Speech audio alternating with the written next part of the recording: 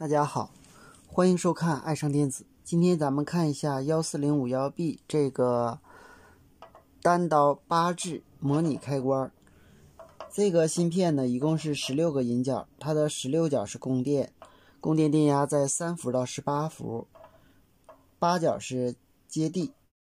它的6角是静止引脚，相当于总开关。当6角为高电位的时候，整个芯片称为高阻状态。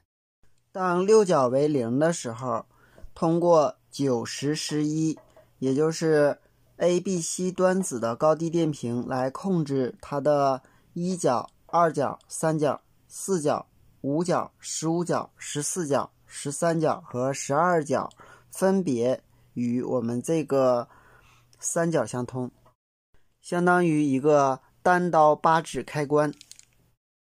同时7角如果没有特殊要求呢，可以与8角接在一起。好，我们看一下详细电路。好，我们看一下这个图。当我们需要把8路信号分别传送给3角 X 的时候，那么我们通过改变 A、B、C 3个引脚的高低电平，就能够分别把 X0 到 X7 分别的传到X 这个引脚上。当然也可以将 X 引脚的信号分别传送给 X0 到 X7。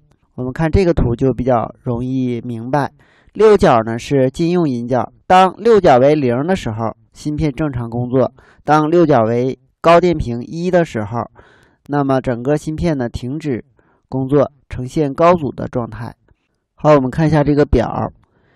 当6角为0的时候，A、B、C 3个为0的时候 ，X0 与3角 X 相通；当 A 为1的时候 ，X1 与3角相通；当 B 为1的时候 ，X2 角与3角相通；当 B 为1的时候 ，X2 角与3角相通；当 A、B 都为1，C 为0的时候 ，X3 角与3角相通。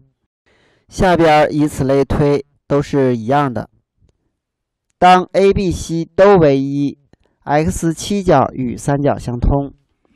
A、B、C 3角受单片机控制。我们的0为低电平，1为高电平，不同的高低电平就能够控制不同的引脚与3角相通，从而达到了单刀8致，8路信号分别与3角相切换的作用。好，今天咱们就到这里，谢谢大家，再见。